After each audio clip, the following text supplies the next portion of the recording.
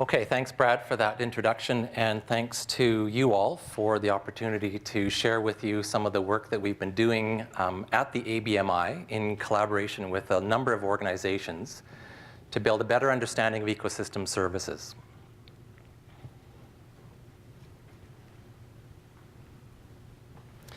Okay, a brief rundown of what I'll talk about today.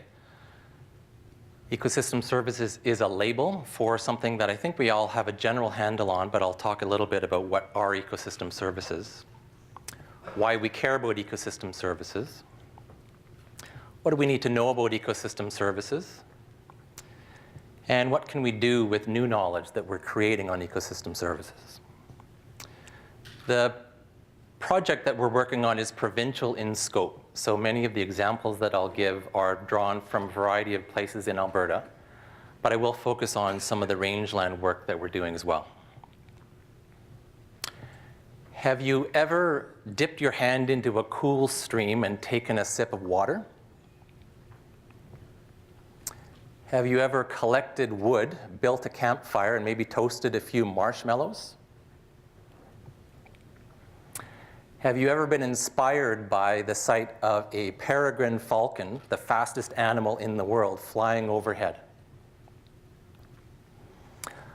All of these examples, the water, the fuel for your fire, the inspiring bird, can be thought about as the benefits that we get from nature.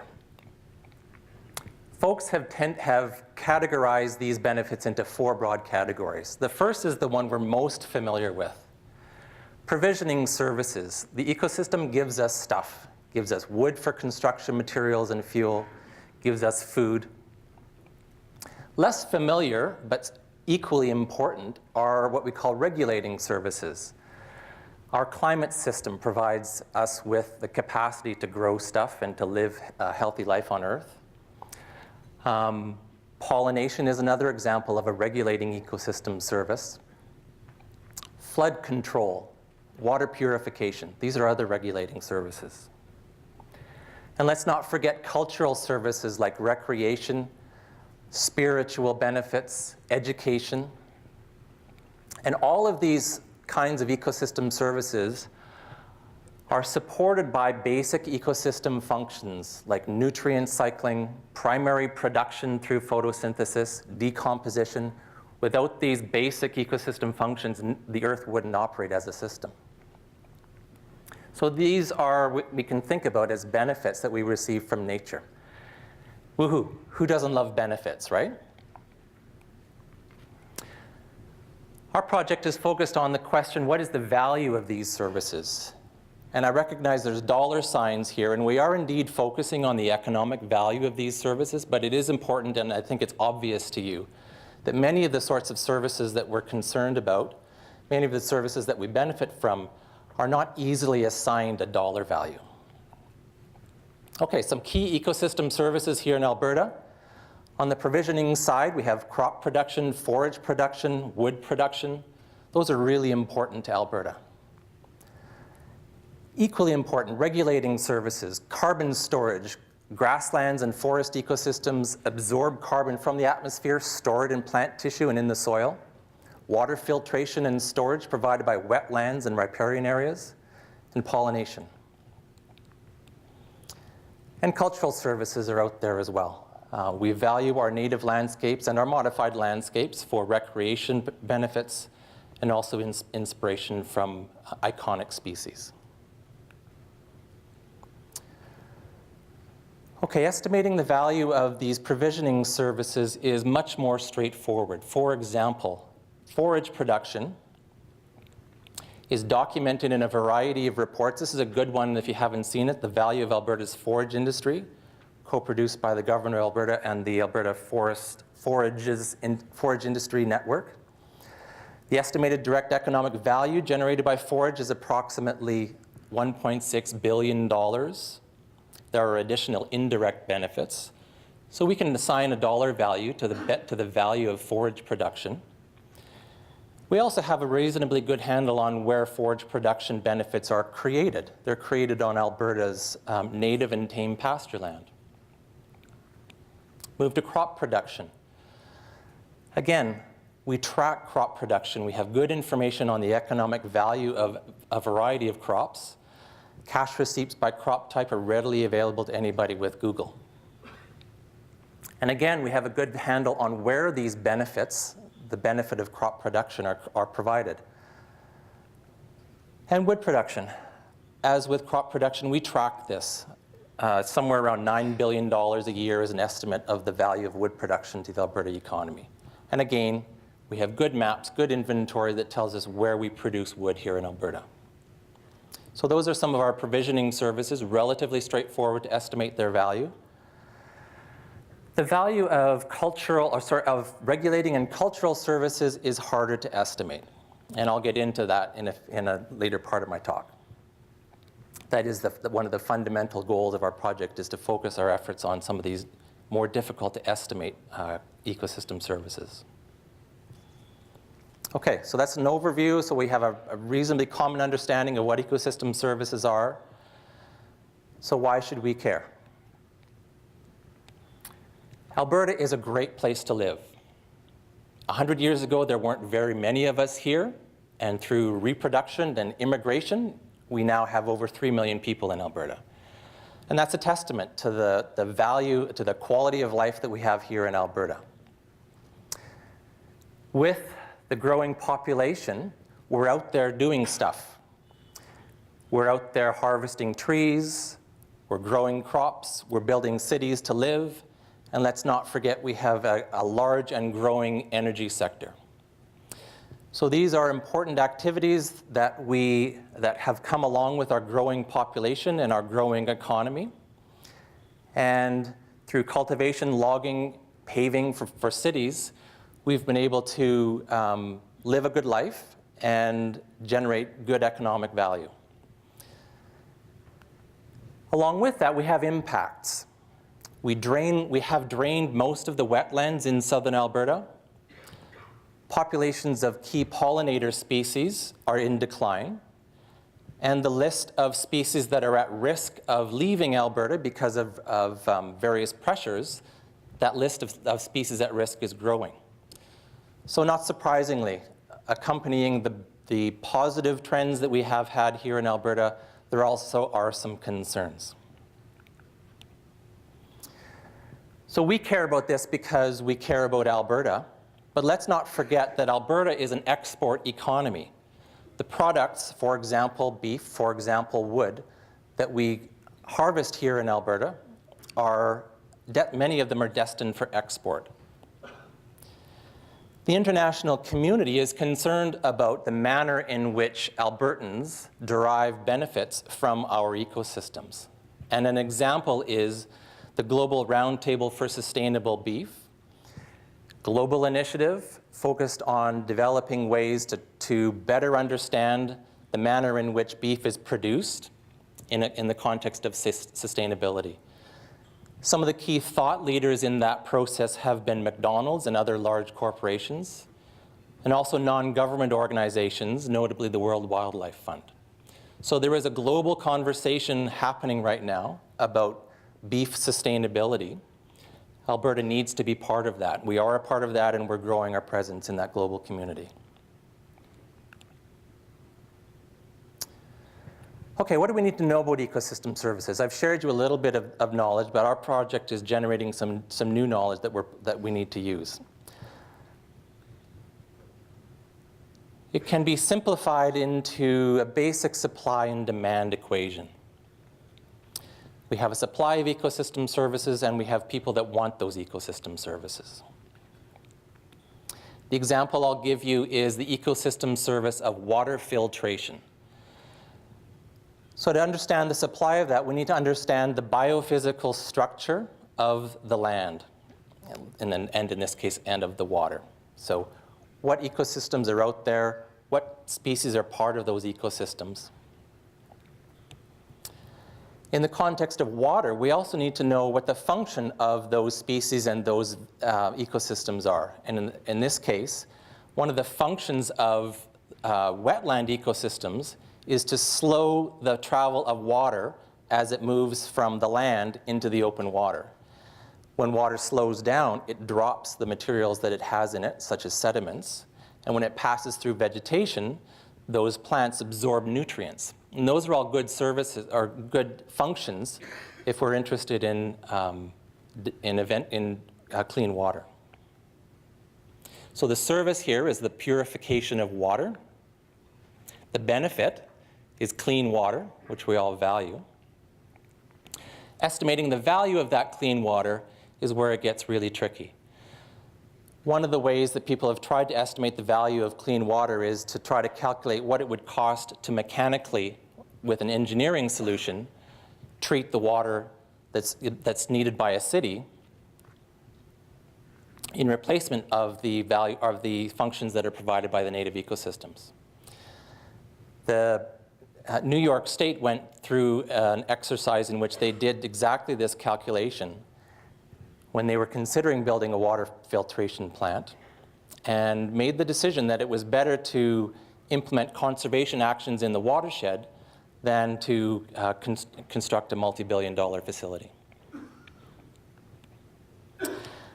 Okay, to demonstrate how we are assigning value to ecosystem services, I'm going to focus on one ecosystem service, and that's pollination. It's a relatively straightforward ecosystem service.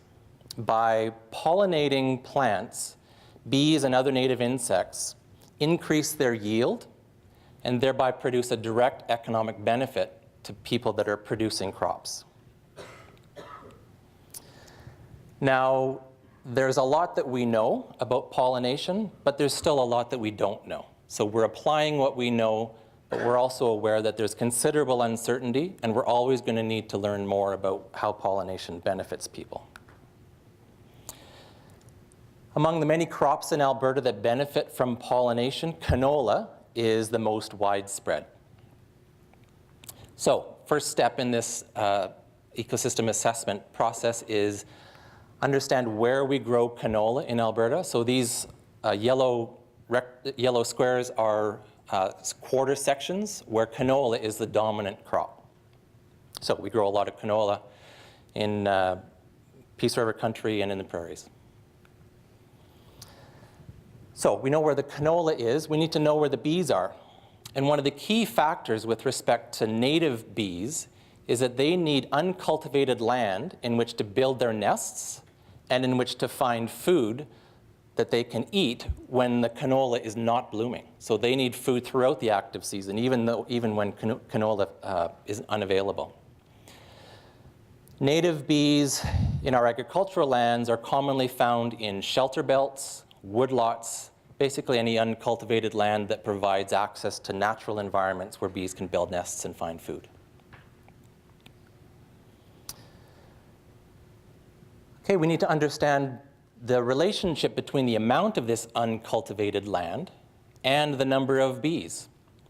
And for this, we turn to some existing research that was done, in this case, in the Peace Country.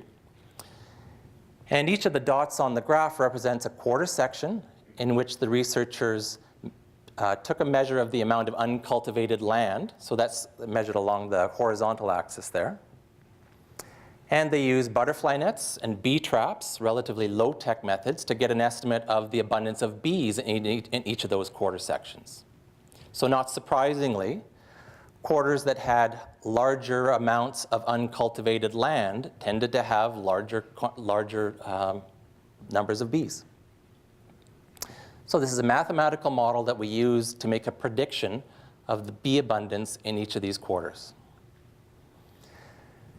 You put that information together to build a map. So here we have a map that shows the predicted abundance of bees in each quarter section where we grow canola in Alberta. So the darker orange quarters are the ones where bees are predicted to be more abundant than in the lighter orange quarters. Okay? Okay, so we know where the canola is, we know where the bees are.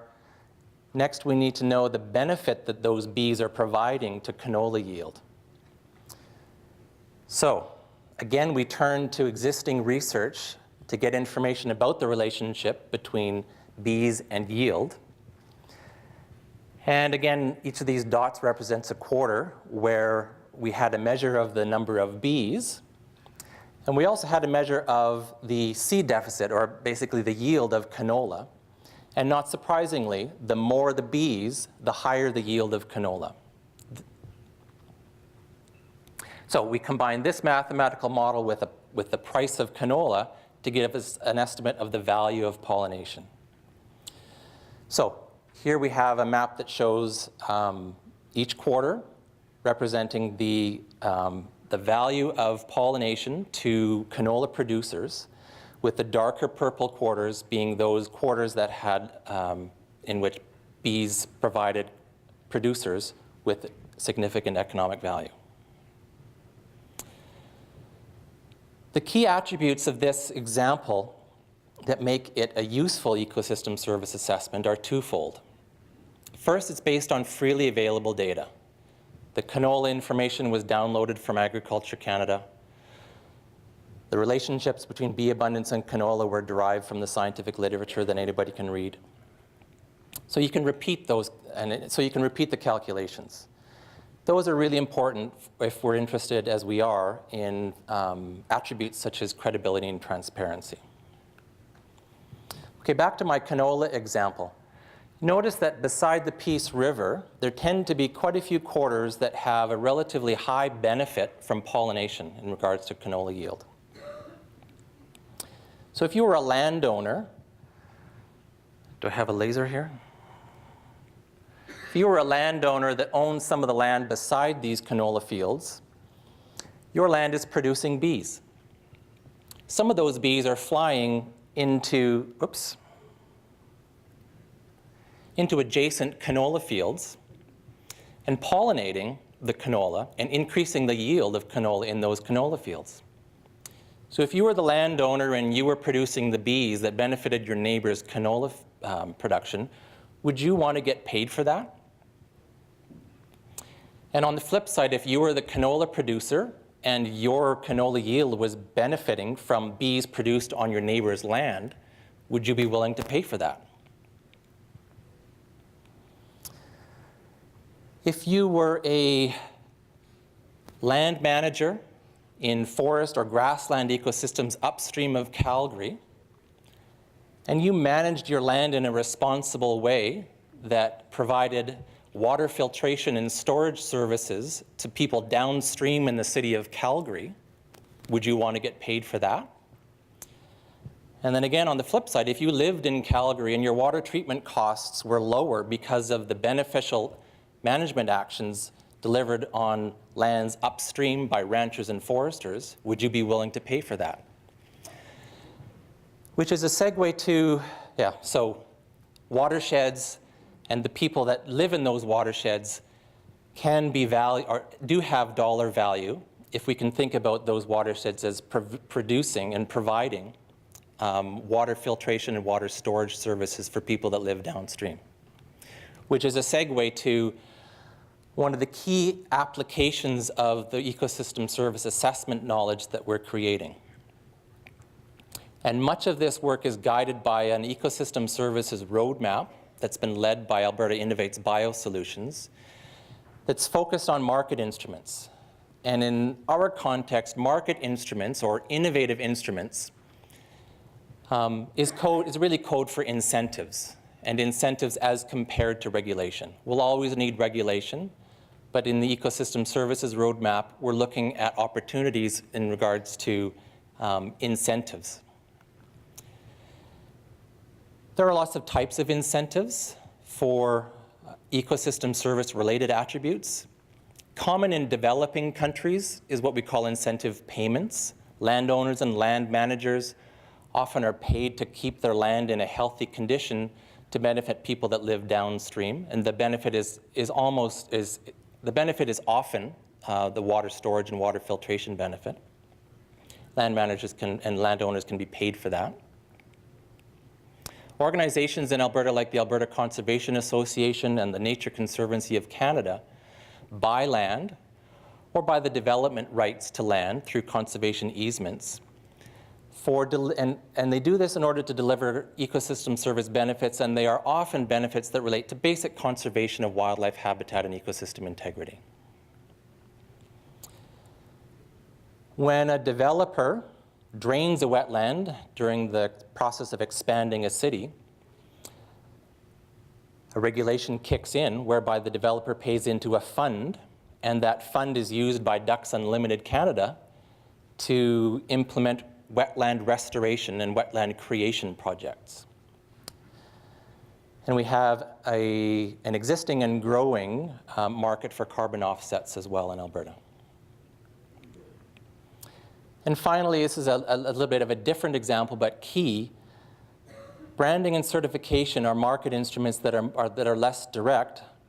But if you go to IKEA, buy some furniture, there will be a stamp on it for the Forest Stewardship Council.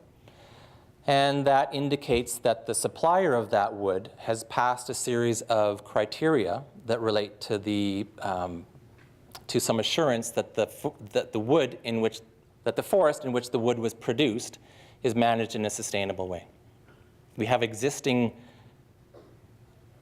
certification systems in forest ecosystems all around the world.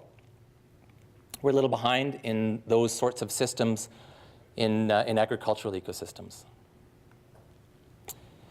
A lot of this is connecting buyers to sellers. And in this context, buyers mean people who spend money on conservation management and stewardship actions that deliver ecosystem services. And sellers are people who do conservation management and stewardship actions that deliver those ecosystem services. People don't often think of themselves in these categories. But did you know that the Alberta energy industry is a major buyer of conservation work, major sponsor of conservation work that delivers a range of ecosystem service benefits?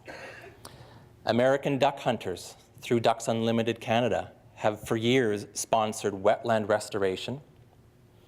And again, I mentioned developers pay into funds that go to Ducks Unlimited for wetland restoration. And you and I, through our tax dollars, support a government infrastructure that manages the environment so that we all benefit from those ecosystem services. And there's a range of people who I think don't often consider themselves to be the sellers of ecosystem services, and maybe providers of ecosystem services would be a better label.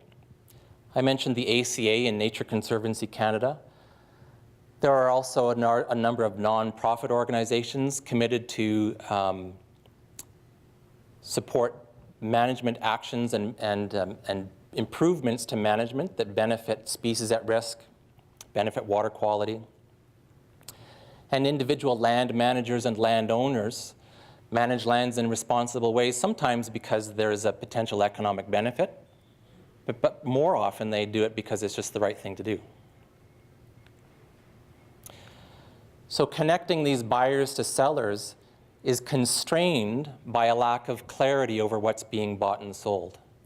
As I hope you've seen, ecosystem services, especially those that are on the regulating and cultural side, are a little slippery and hard to measure. A final key application of the ecosystem service assessment work that we're doing is called sustainability reporting. If we had good maps that showed the value of ecosystem services across Alberta, we would be able to create reports for specific geographies or regions of Alberta, or also for individual sectors like the energy sector, forest sector, or the livestock sector. Sustainability reports are complicated because it's difficult in many cases to find a benchmark. That's why we're on it. It's difficult. The application of these sustainability reports is to support the marketing of natural resource products like wood, like grain, like beef. ALMA has a One Health roadmap that charts a course for a variety of priorities in the beef sector. And one of them is sustainable, one of the pages or excerpts in here is that sustainable animal agriculture also helps to conserve natural resources such as wildlife, water, biodiversity, and grasslands. Projects like this, through projects like this, ALMA is investing in the science needed to back up this claim. So what might a rangeland sustainability report look like? First of all, we need to identify which ecosystem services to include in such a report. And some obvious ones are forage production, carbon storage, pollination, water filtration and storage, species at risk, and biodiversity.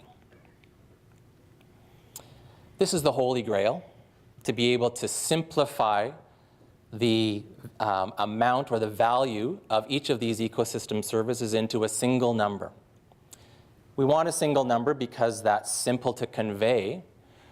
We're shy of a single number because it simplifies all that complexity. And in addition, we're also not sure whether it's possible to identify an overall score. These are apples and oranges. It may not be possible to simplify the whole sustainability report into a single number. As I say, that's the holy grail. Okay, the Alberta Biodiversity Monitoring Institute in this project is acting as a hub of a network of collaborators from a variety of organizations. I've listed some of the core collaborators here and want to acknowledge the 3 core sponsors of our work: the Alberta Innovates Biosolutions, Alberta Livestock and Meat Agency, and Alberta Innovates Technology Futures. And if you want more information about this project or other projects that the Alberta Biodiversity Monitoring Institute is involved with, we have a website, we're on Twitter, and there's a blog, and my email address should you choose. Thanks very much.